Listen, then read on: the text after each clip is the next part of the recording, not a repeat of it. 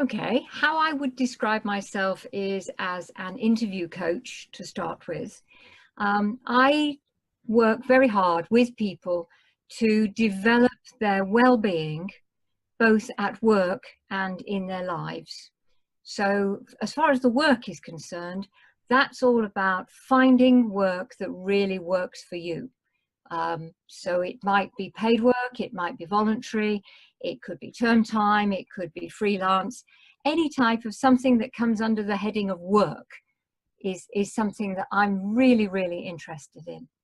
Okay, great. And in terms of uh, enabling people to do work that they love, in our previous conversation, we spoke about the fact that traditionally there seemed to be like a linear progression in our careers. You know, people would be careers advisors, would give advice so that there would be a linear kind of upward promotion. And nowadays there are so many more choices. You know, how have you, as a career coach, how do you incorporate that multi-dimensional aspect into the coaching that you do? I think one of the things is to acknowledge for people that actually what you want to do today isn't necessarily what you'll want to do in 5 years' time. And that's perfectly okay, because you could be joining an organization today. You might be at the bottom rung of the ladder, but you could be anywhere in the organization. And what you're going to be doing is learning, finding out as much as you can about that organization, how it works, why it works, who's working with whom, all of those sort of things. But then acknowledge that in a few years' time, there may be something better or different or more interesting or less stressful on the horizon, and that it's perfectly okay to go for that. And so what happens is that we don't nowadays start at the bottom rung of a ladder and work our way gradually up and up and up to the top. What happens is we bounce from job to job, from organization to organization, from career to career. And that's so much more interesting and fun, even though it can be a lot more challenging for traditional employers. Do you notice that there is a difference in terms of the private and public sector, that maybe in the public sector there's more of a focus on like for like, that people will get recruited because they are tried and tested, whereas in the private sector the recruitment and selection may be based on different criteria rather than, you know, is this a safe pair of hands? Yes, generally, although some recruiters rather than employers still have the old-fashioned view of, I want you to prove that you can already do this before I'll give you a chance.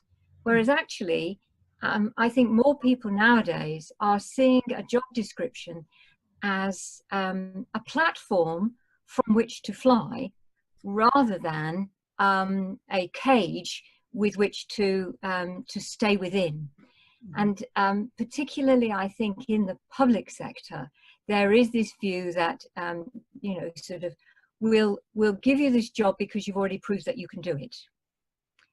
But we certainly don't necessarily want to offer you the potential to grow until you get higher up in the organization. Then I think people are more happy to go with potential. I see. So in the private sector, usually it's the people who actually own the company will be on the selection panel, whereas in the public sector, it's much more impersonal. Do you find that? Yes, I totally agree. And of course, what it does mean is that in the public sector, they're probably better at interviewing. You know, sort of, they'll have had training, or there'll be an HR department that will guide people. Whereas in the private sector, it still, to some extent, you get that sort of, you know, I'll go for the best person for the job because actually they look like me. And that obviously excludes a huge swathe of people and their talents. It's trying to persuade employers to take that risk and to be, like as you say, to be creative, to be exciting, and to just take a risk on somebody and say, you know, sort of, well, yes, I like their attitude, I can teach them everything else. And do you find that people, I mean, everyone is creative, but there are some people who are perhaps more obviously created in a way that, and they tend to be the mavericks. They tend to be the ones who it's obvious they're not going to fit into that cage you were talking about earlier, and that can be discomforting for some people. Do you think that that makes it harder for the highly creative people to, unless they find themselves with someone who is similar to them and likes them, if they are being interviewed or recruited by people who are very different to them, who, you know, won't necessarily feel that empathy with them, do you find that it can be a challenge for these highly creative mavericks, as it were, to be recruited? Definitely. And I think a lot of them will then go down the route of self-employment simply because there aren't enough potential employers who are willing to give them a chance. Whereas, you know, sort of, I mean, in my own city, we have, you know, sort of organizations that are really geared up to supporting creative organizations, but there aren't enough of them. And I think that, you know, sort of, if we could get a few more, we could get those lovely mavericks, the exciting, the threatening, the worrying people who perhaps dress differently, speak differently, who have a different view of life. You know, these are going to be tomorrow's leaders, and we need to be excited about that, and we need to find ways of helping them to make their contribution to society. Okay, excellent. Yeah, I share your views. And Anita, this thing about goal setting, we talked earlier about how some people set very precise, very specific goals, but those goals might be limiting in themselves. How do you kind of, you know, what do you do to make sure that the people that you work with are not, even though the goals might be big, but they might not be the right goals for them? Absolutely. And obviously with any goal, the first thing that a coach will do is to test it and challenge it. And some people don't actually like to be challenged. But if you can explain to somebody how, you know, sort of, yes, you've got a goal to run the biggest bakery in the world, for example, that's lovely. But, you know, do you really like the smell of bread that much? And if you don't, maybe there's another way that you could enhance your creativity through something, a different type of activity or a different type of organization. Okay.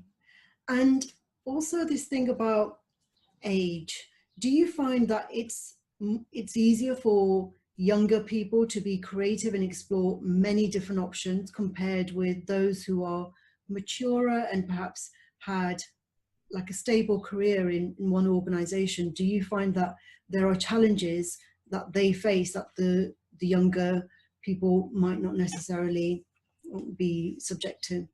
Okay, I think there are two things here. Firstly, there is a prejudice against older people, and we just have to accept that, and we have to work with it. And so I advise people on, you know, sort of how to present their job application in a way that doesn't necessarily help people to discriminate against them. But on the other side of the coin, there is also discrimination against younger people. They go on about these wretched millennials and the Generation Z who are just coming through and how awful they are and how unwilling and, you know, that they won't do what they're asked to do and all sorts of stuff. So I think there's actually a bit of prejudice on both sides. So, you know, sort of it's very much up to the job seeker, the work seeker, to blow their own trumpet and to identify, you know, yes, you may think that I'm too old, too young too white, too middle class, too working class, whatever it may be. But let me tell you, sort of, let me show you all the things I can do. And it's about not taking no for an answer. And if you can persuade people to do that, then their creativity and their drive and their positivity will start to come through. Excellent. And that word persuasion is so key, isn't it? That Yes. So many people are highly creative, but they might not necessarily be so persuasive. So what can highly creative people do, apart from what you've already said about being resilient, being persistent? Is there anything else that they can do to be more persuasive? Show and tell. I think it's constantly about using today's opportunities, using social media to actually demonstrate that, sort of, I am a creative person. I'm creative problem solving. I'm creative artistically. I'm creative cooking. I'm creative dressmaking, whatever it may happen to be. That, sort of, let me show you how creative I am. Mm-hmm. And I think, sort of, social media is something which is just so marvelous for the creative nowadays, which was never there before. Mm-hmm. So I think this is a fabulous opportunity for people. Yes. And in a way, this is exactly what we're doing here. It's show and tell. You are putting your expertise out there. And are there any other final words, Anita, that you would like to share before we bring this conversation to a close just for now? I think there's one thing, and that is when somebody is applying for a job, and it's a gender thing here, very often men have a tendency to go for a job even if they only meet half of the criteria. Women have a tendency not to go for a job unless they meet all the criteria.